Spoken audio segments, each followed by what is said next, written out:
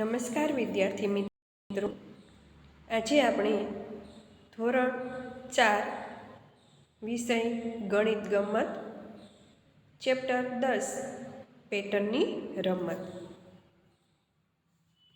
અહીંયા આપણે રિવિઝન કરીશું. પેટર્ન આગળ વધારવાની છે.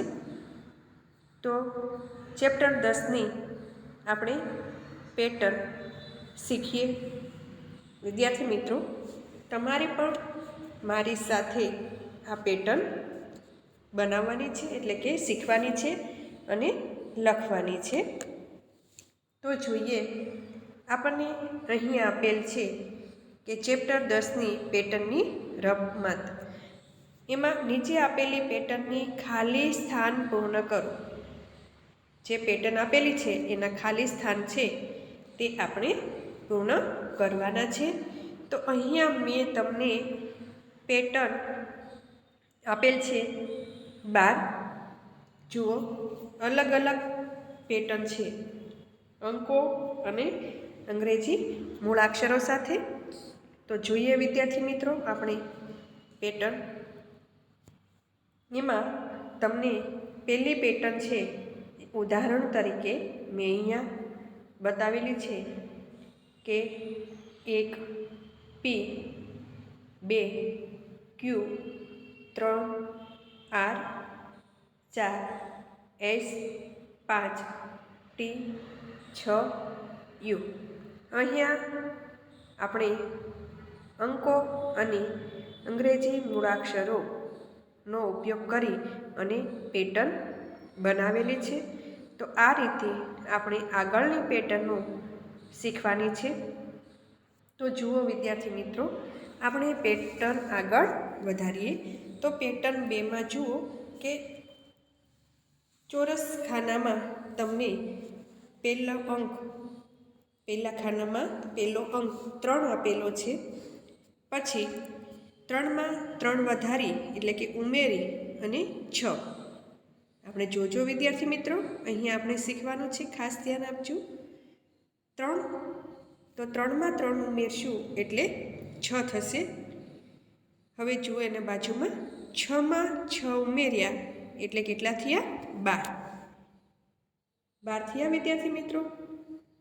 હવે આપણે 12માં કેટલા ઉમેરીશું?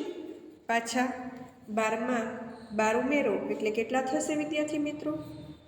તો કે 24.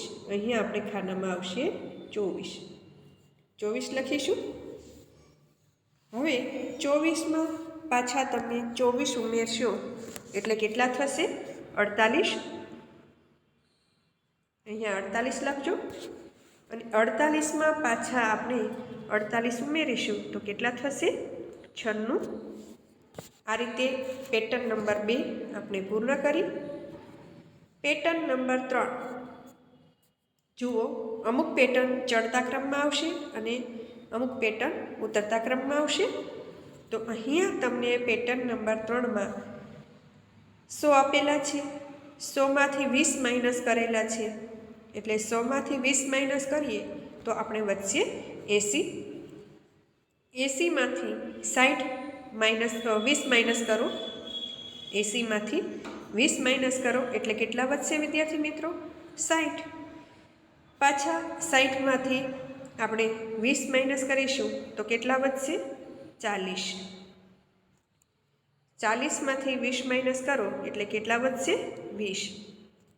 અને 20માંથી 20 માઇનસ કરશો એટલે 0, કંઈ વધે નહીં.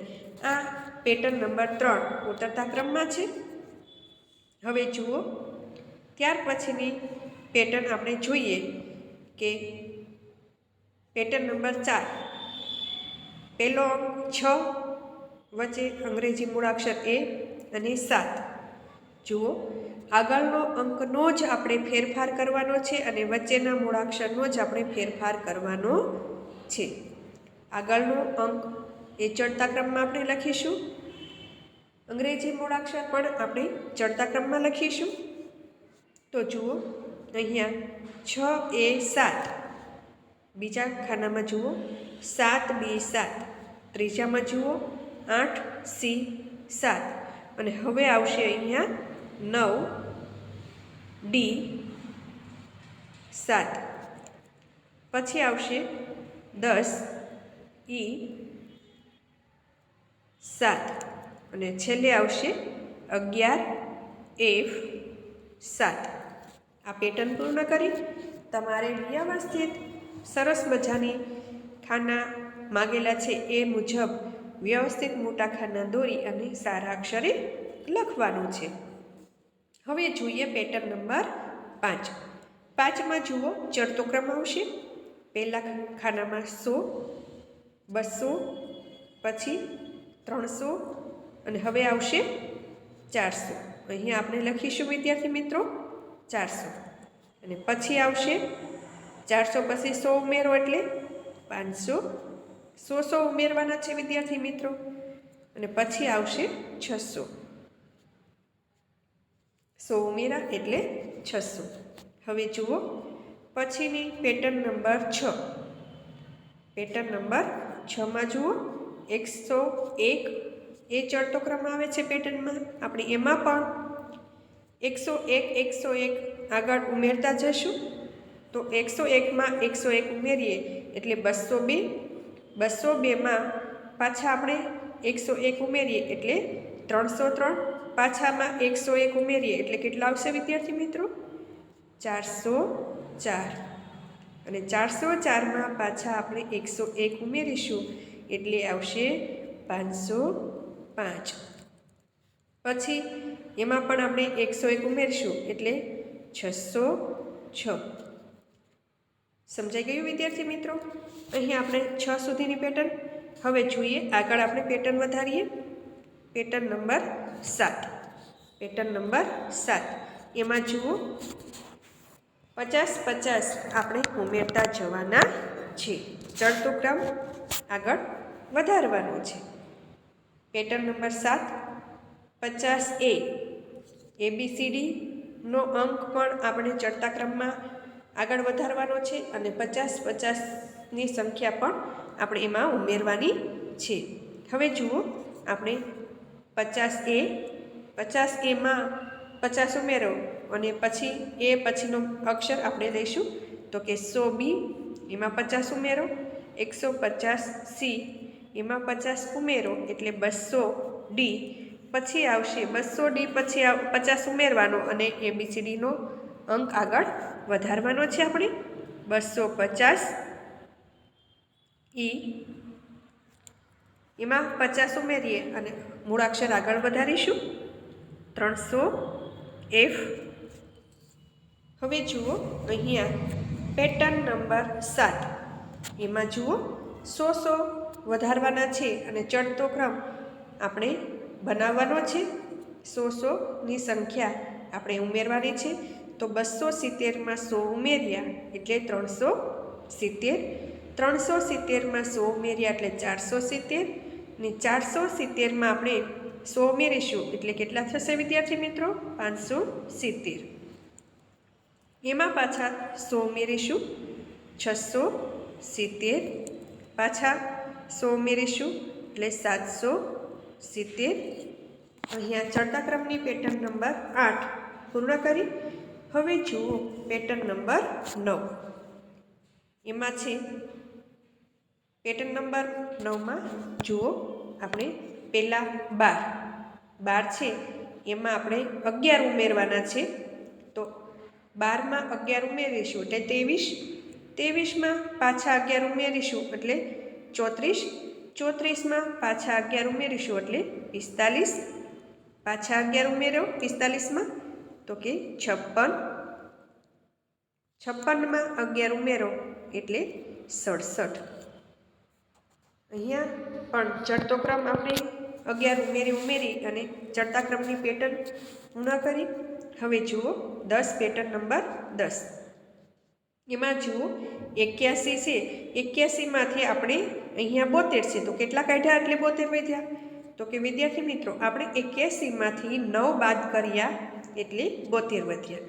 81માંથી કેટલા બાદ કર્યા? તો કે 9 બાદ કરો એટલે 72 અને 72માંથી આપણે પાછા કેટલા બાદ કર્યા? 9. તો 72માંથી 9 બાદ કર્યા એટલે કેટલા થયા? 63. હવે જુઓ, આપણે 63માંથી પાછા 9 બાદ કરીશું એટલે કેટલા થશે વિદ્યાર્થી મિત્રો? 54.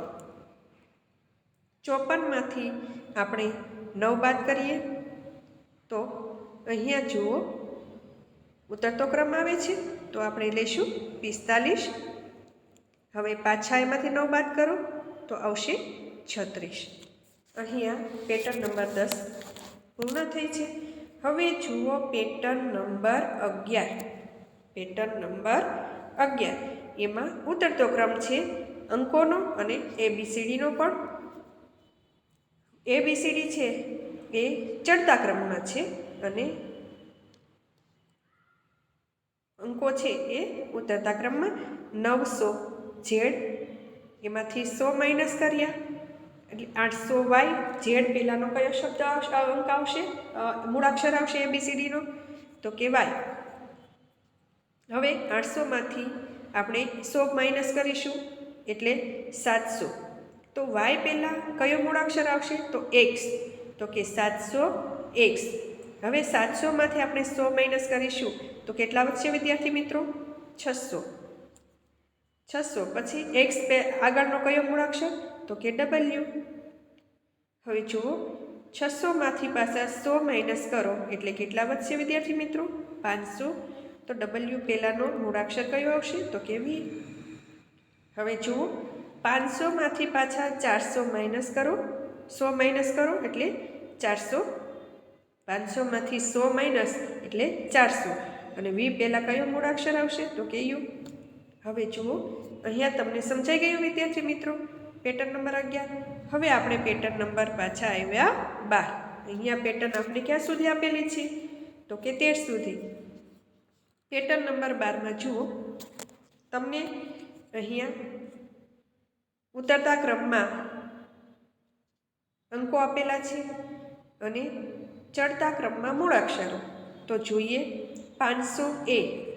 500માંથી 50 આપણે લઈ લેવાના છે અને બંને મૂળાક્ષરનો એકવાર જ ઉપયોગ કરીશું, એક મૂળાક્ષરનો, પછી બીજા ખાનામાં એનો એ જ મૂળાક્ષર આપણે 2 વાર આપણે ઉપયોગ કરીશું. 500માંથી 50 માઇનસ કર્યા એટલે 450 AA. હવે એમાંથી 450માંથી પાછા આપણે 50 માઇનસ કરીશું તો કેટલા વધ્યા? 400. તો એ પછી કયો મૂળાક્ષર આવશે? B. હવે જુઓ આપણે 400માંથી પાછા 50 માઇનસ કરો તો અહીંયા આવશે 350. પછી અહીંયા એક B છે તો અહીંયા કેટલા B મૂકવાના છે વિદ્યાર્થી મિત્રો? B. પછી જુઓ 350માંથી આપણે 50 પાછા લઈ લઈએ તો કેટલા અહીંયા વધશે? 300. હવે B પછી કયો મૂળાક્ષર આવશે? તો કે C. હવે જુઓ 300માંથી આપણે 50 માઇનસ કરીશું તો અહીંયા આવશે 250. તો અહીંયા એક જ મૂળાક્ષર C છે તો અહીંયા કેટલા C આવશે? 2 C. તો જુઓ હવે પછી પેટર્ન નંબર આવ્યા 13. 13માં જુઓ અહીંયા ઉતરતો ક્રમ આપેલો છે, 98 આપ્યા છે, 87 આપ્યા છે અને 76 આપેલા છે. તો આપણે કેટલા માઇનસ કરેલા છે? તો કે 11 અંકો આમાંથી માઇનસ કરેલા છે. આપણે 11 કે 98માંથી આપણે 11 માઇનસ કરીશું તો કેટલા વધશે વિદ્યાર્થી મિત્રો? તો કે 11માંથી આપણે 11 માઇનસ 98માંથી કરીએ તો 87 વધશે. પાછા આપણે 87માંથી 11 માઇનસ કરીએ તો કેટલા વધ્યા છે? 76. હવે જુઓ અહીંયા 76માંથી પાછા આપણે કેટલા માઇનસ કરવાના છે વિદ્યાર્થી મિત્રો? તો કે 65. અહીંયા 11 માઇનસ કરીશું એટલે કેટલા વધશે? 65. હવે જુઓ 76માંથી 11 માઇનસ કર્યા એટલે વધ્યા 65. હવે 65માંથી આપણે કેટલા પાછા માઇનસ કરીશું? તો કે 11. તો 65માંથી 11 માઇનસ કરો એટલે વધશે 54. હવે જુઓ 54માંથી પાછા કેટલા માઇનસ કરવાના છે? તો કે 11. તો 11 માઇનસ કરીશું તો કેટલી સંખ્યા વધશે? 43. તો અહીંયા વિદ્યાર્થી મિત્રો આપણે આ ચડતો ક્રમ અંકોમાં અને મૂળાક્ષરોમાં ચડતો અને ઉતરતો ક્રમ બંને આપણે પેટર્ન અહીંયા શીખ્યા. તો વિદ્યાર્થી મિત્રો, તમારે પણ આવી જાતે પેટર્ન બનાવી અને જાતે તમારે આ પેટર્નનો ઉપયોગ કરવાનો છે અને લખવાની છે હોમવર્ક બુકમાં. તો આપણે અહીંયા ચેપ્ટર 10નું આ રિવિઝન પેટર્નની રિવિઝન આપણે કર્યું તે અહીંયા આપણે પૂર્ણ કરીએ છીએ વિદ્યાર્થી મિત્રો.